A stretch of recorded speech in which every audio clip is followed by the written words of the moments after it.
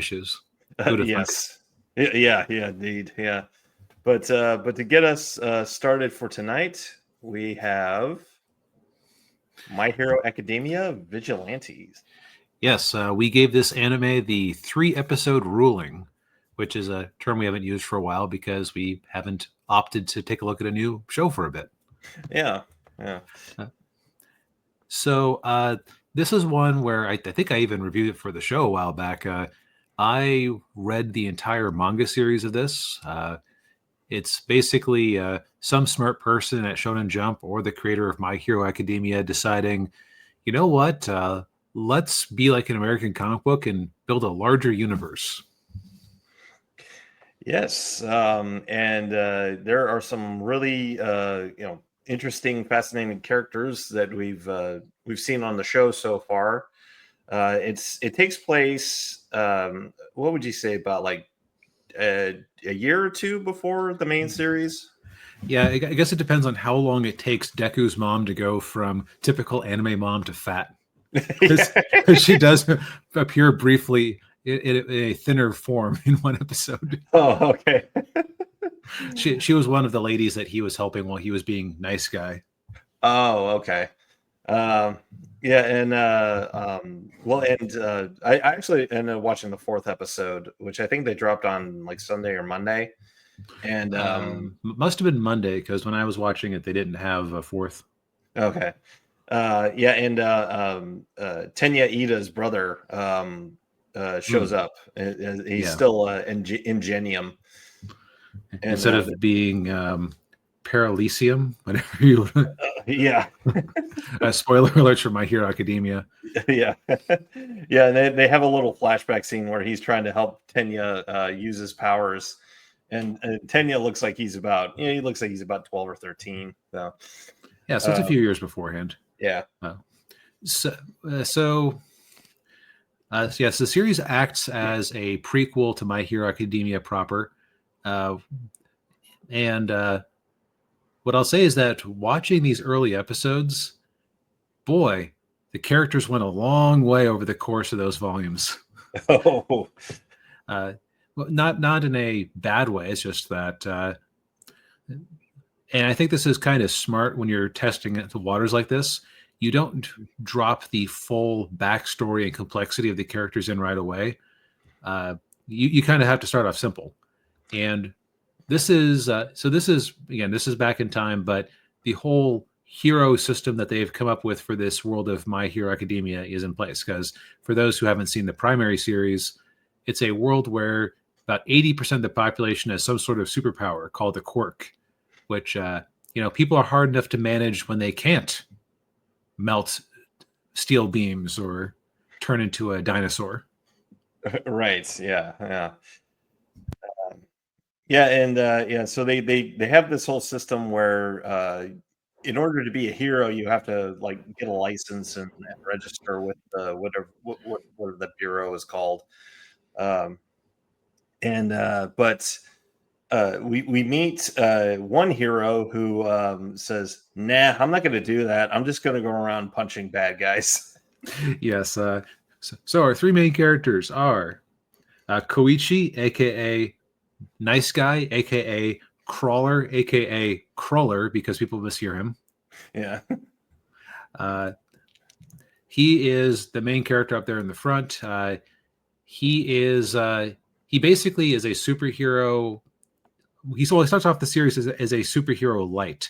It's more like it's like a version of that Phoenix Jones guy from Seattle, but not horribly corrupt. Where it's just like he goes around in a costume, helping people out in minor, non-violent ways. Yes, and hence his moniker, Nice Guy.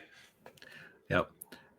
And his power is pretty neat. Actually, it's a little bit, how to put it, it starts off kind of lame, but conceptually, one of the challenges that you always have for a superhero is a superhero needs a unique way of getting around, in my opinion, in order to really catch on. Yeah. they need to their powers need to be visually distinct, and so Koichi's thing is that he can slide around the ground, like he could just propel himself along the ground like he's at like this roughly the speed of like a bicycle. Yeah. He just has to maintain at least 3 points of contact with the ground. Yes. Yeah. And then the other hero that pops up is the guy I mentioned before. He's called Knuckle Duster. Who he goes through a lot of development in the series, but so it's almost kind of refreshing to just take him back to his, I'm basically just here to kick ass. Yeah. He's a big slab of beef. Yeah. It's like if All Might is Superman, this guy is like Batman. Oh yeah. I was getting Dark Knight Returns vibes from him. Yeah, like he's just a unit. Like, dude is jacked. Yeah. And he takes Koichi under his wing. And then you have Pop Step, who she is less a superhero and more of a idol. She basically, her power is that she can jump around, and kind of like moon jumping is almost the way I'd put it. Yeah. Like she seems to move unnaturally slowly when she jumps. Yeah, and hey, Cheng, it's good to see you. Hey, man. The only thing I really know about MAH is that I don't F with Bakugo. Yeah, he's kind of an ass and not in a fun way. Yeah, that's very true. Right, Bakugo is Mr. Angry. Actually, what's funny, now I think about it, Knuckle Duster, despite being a old man, vigilante, fisticuff man, actually less angry than Bakugo. He is, yeah. So Pop Star Step. I don't know if the star is silent or not. Yeah. Presumably, yes. She just does these little guerrilla performances. She just shows up, hops around, sings what everybody perceives to be mid J-pop songs, but everybody likes that performance. Now, part of this might be because that skirt is ridiculous. Yes. She's always jumping around. I noticed that compared to the manga, they were making an effort to use shadows to censor her. Good idea. Yeah. Character is 16. You don't want to get in trouble with standards and practices. Yeah. I was wondering how old she was. I'm like, okay, because I think because at one point in one episode she shows up in her uniform, so like, okay, she is a high school student. Yeah. Yeah. And what these are just kind of classic superhero stories that are building on each other. Because it starts off with Koichi is just doing his little Good Samaritan superhero thing when he has time off from school or work. And then he runs into some actual trouble when Pop was being threatened by these 3 gangbanger quirk users. Yeah. And then Knuckle Duster shows up and wrecks house. Yeah. And it turns out that what Knuckle Duster is after is people are distributing this street drug that enhances your quirk for a short periods of time, but it also turns you into a rage monster. Yes, yeah, and it turns their tongues purple. So when he beats them up, he always has to look at their tongue to see if they're on it or not. Right, because supposedly it cuts off blood supply to the tongue. Yeah, it's all very simple stuff, but it also works out nicely. And I think that this series would stand alone well enough, even if you hadn't seen My Hero Academia, which is always a strength for a spinoff like this. Oh yeah. And I would say just satisfying. Now, visually, this is one of the more distinctive looking anime I've seen for a bit. Yeah, when I was watching it, it sort of reminded me of X-Men '97.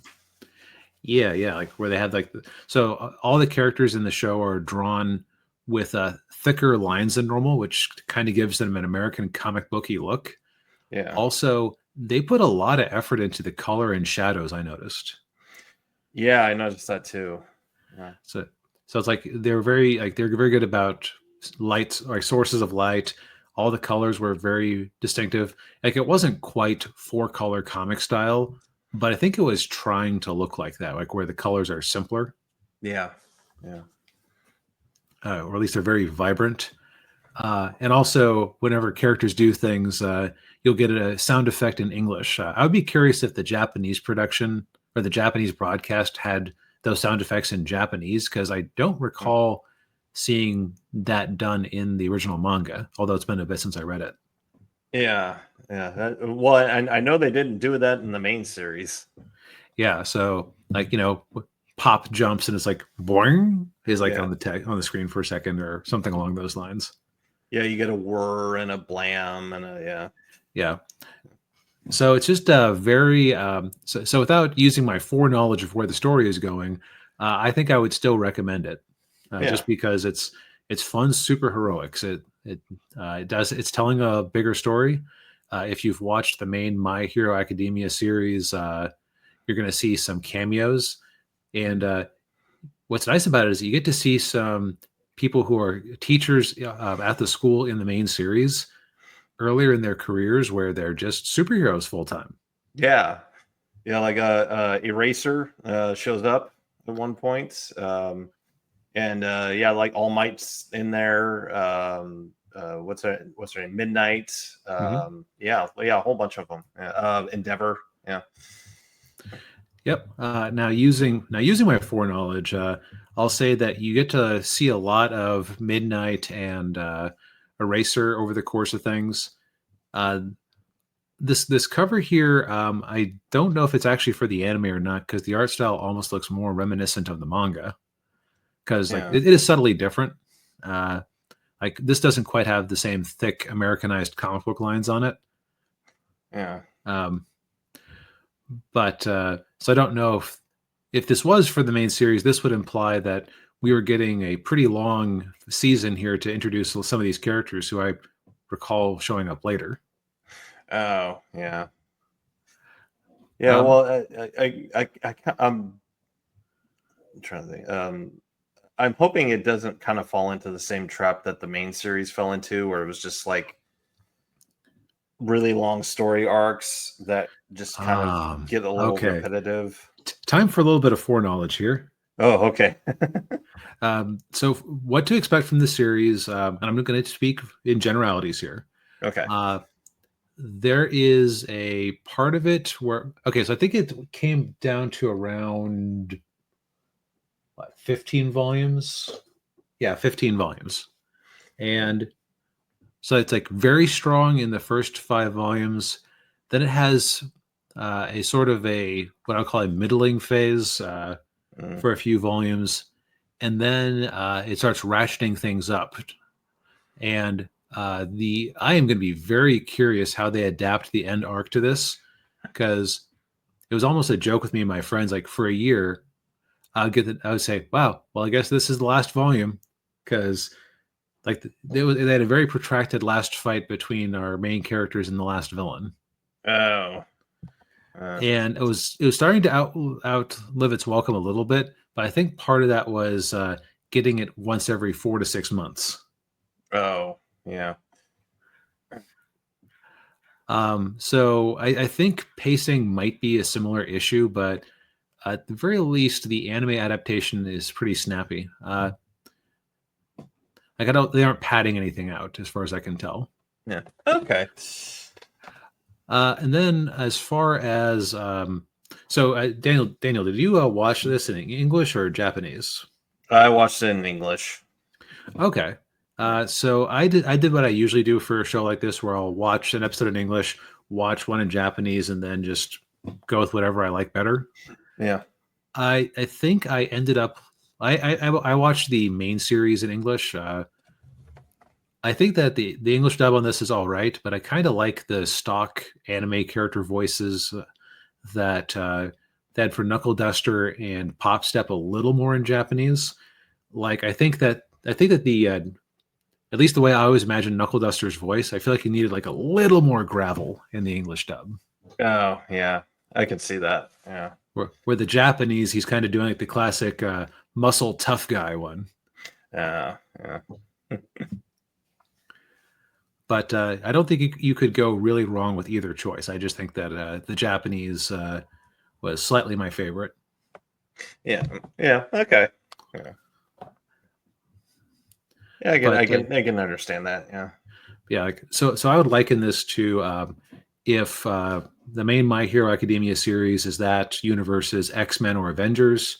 This is like it's Daredevil or Champions or whatnot. It's like the spinoff thing that it's never going to be as big as the main one, but it's still worth a look. Yeah. I would agree with that. Yes, and it's currently on Crunchyroll. For those of you who are interested.